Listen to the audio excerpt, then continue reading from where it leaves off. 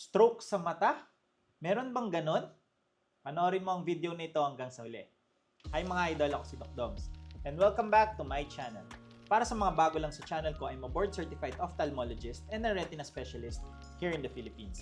So if you want medical and eye contents, please don't forget to hit that subscribe button and turn on that notification bell for more videos like this. Pero, disclaimer lang po, ang mga videos na ginagawa ko ay hindi para mag-diagnose ng mga iba't ibang sakit nyo sa mata dahil mahirap mag-diagnose sa ganitong platform. Bagkos ito ay para mas maintindihan nyo yung mga iba't ibang sakit nyo sa mata na na-diagnose na po sa inyo. Ang pagpapacheck up sa inyong ophthalmologist ay ine-encourage. And for today's video, pag-usapan naman natin kung ano nga ba ang stroke sa mata. Tara, let's discuss. Kadalasan pag sinabi nating stroke, ang unang pumapasok sa isip natin ay atake sa utak, na kung saan pwedeng nabarahan o kaya pumutok yung ugat na nagde-deliver ng oxygen sa utak. At kapag nawalan ng oxygen sa utak ay magkukos ito ng pagkamatay ng mga cells nito na pwedeng mag-cause ng pagsakit ng ulo, pagkahilo, pagkawala ng balanse, hindi makapagsalita ng maayos, pagkahina ng kalahati ng katawan or pamamanhid nito. Pero hindi lamang utak ang pwedeng ma-stroke dahil pwede rin ito mangyari sa ating mga mata.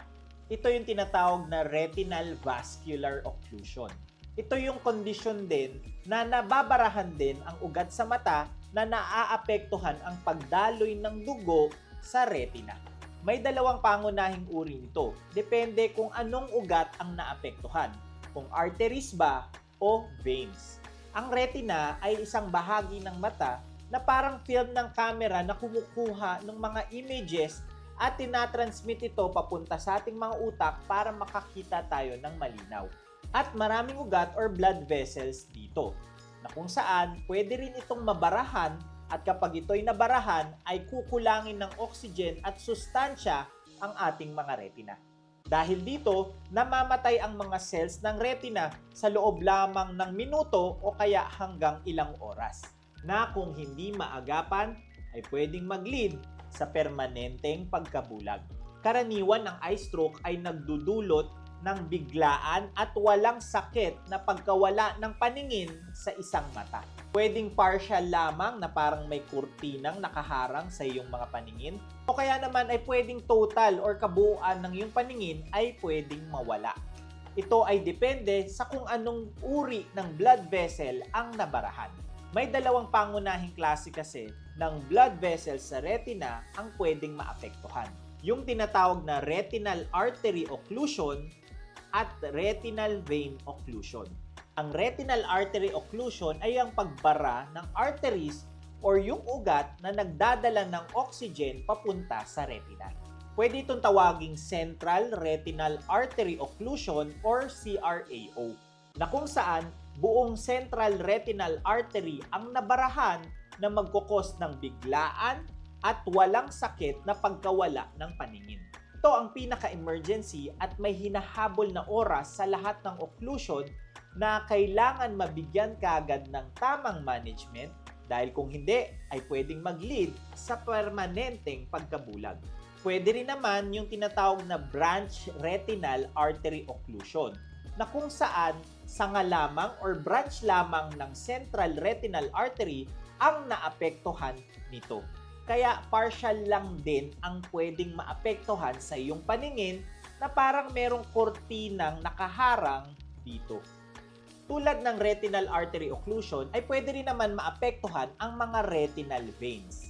Ito naman yung pagbara sa mga veins or yung mga blood vessels na naglalabas ng dugo mula sa retina. Meron din itong central retinal vein occlusion or CRVO at branch retinal vein occlusion or BRVO. Katulad ng CRAO, ang CRVO ay ang pagbara sa buong central retinal vein na pwedeng mag-cause ng unti-unti or biglaang pagkawala ng paningin. At ang BRVO naman ay sanga lamang or branch lamang ng central retinal vein ang naaapektuhan. Mas common ito sa CRVO na pwedeng mag-cause ng mga patse-patse na pagkawala sa iyong paningin depende sa kung anong sanga ang naapektuhan. Pero paano nga ba ito nangyayari? Ang pangunahing sanhi ng eye stroke ay yung pagkabara dun sa mga ugat or blood vessels sa retina. Madalas itong dulot ng tinatawag na atherosclerosis or yung pagkakaroon ng plaque or namumuong taba sa loob ng mga blood vessels na pwedeng bumara dito. Kapag ang plaque na ito ay naputol or natanggal, ay pwede itong dumaloy kasama ng dugo at pwedeng bumara sa ilan sa mga ugat sa mata. Minsan naman ay may mga blood clots na pwedeng mamuo sa mga may sakit sa puso tulad ng atrial fibrillation or iba pang heart diseases, na pwede ring dumaloy sa dugo at mapadpad sa retinal vessels. Hindi lahat ay may pare-parehong risk, pero may mga grupo ng mga tao na mas mataas ang tsansa na magkaroon nito. Una dito ay yung mga may high blood or hypertension. Dahil ang constant na pressure na mataas ay pwedeng makasira sa mga linings ng mga ugat na pwedeng mag-cause ng pagkabara nito. Kasama rin sa mga mataas ang tsansa or high risk na group ay yung mga pasyenteng may diabetes. Dahil alam naman natin yung mataas na sugar sa katawan ay pwedeng mag-cause din ng pagkasira ng mga blood vessels, kasama na dyan ang blood vessels ng retina. Kasama na dyan yung mga pasyenteng mataas ang kolesterol dahil mas mabilis silang makabuo ng mga plaque sa mga arteries at veins. Sa mga naninigarilyo naman ay dumodoble or tumitriple ang risk na magkaroon sila nito dahil yung mga kemikal sa sigarilyo ay pwede ring makasira ng mga ugat. Pati na rin yung mga may heart diseases tulad ng nabanggit kong atrial fibrillation, pati heart failure at yung mga na-stroke na rin dati. Bukod pa rito ay mas mataas din ang tsansa na magkaroon nito ang mga may autoimmune diseases tulad ng lupus at antiphospholipid syndrome.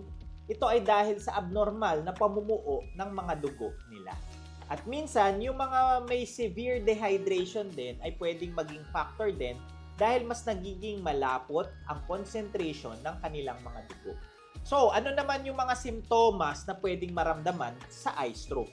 Tulad ng stroke sa utak, ang isa sa nakakatakot sa eye stroke ay yung wala itong warning signs, na kung saan bigla na lang mawawala ang paningin ng isang pasyente. Maaaring pagising na lang ng isang pasyente ay wala na siyang makita sa kanyang isang mata o di kaya habang naglalakad or nagmamaneho ay lumiit na lamang or parang may kurtinang nakaharang sa kanilang mga paningin.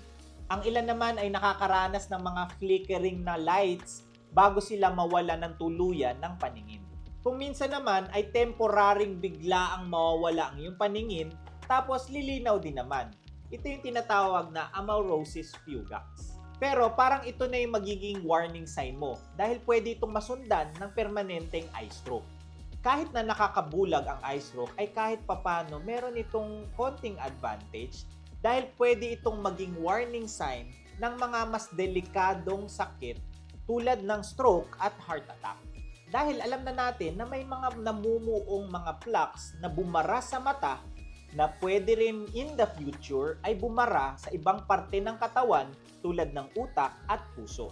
Kaya minsan ay nire-refer namin sila sa mga neurologist at cardiologist para ma-examine ng maayos ang mga ibang ugat sa utak, leeg at puso para malaman ang pinanggalingan ng pagbabara.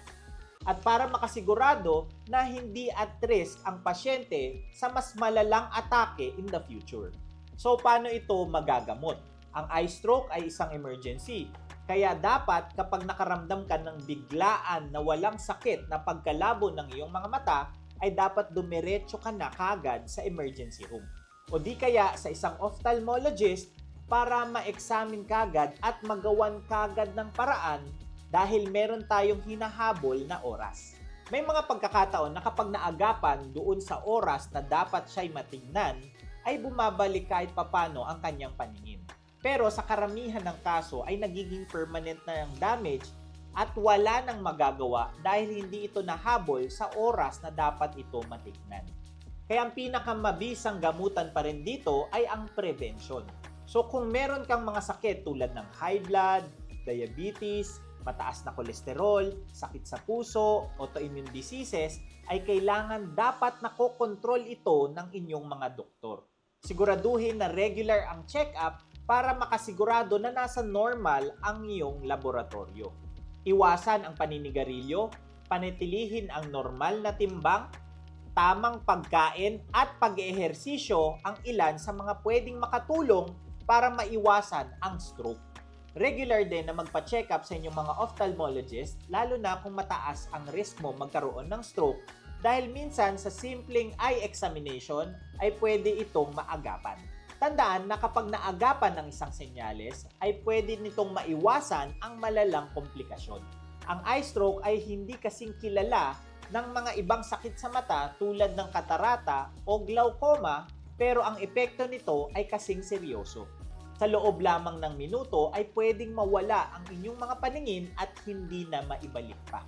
Ang kagandahan dito ay karamihan sa mga risk factors ay pwedeng makontrol kung ikaw ay magpapacheck up ng regular sa iyong doktor at ophthalmologist.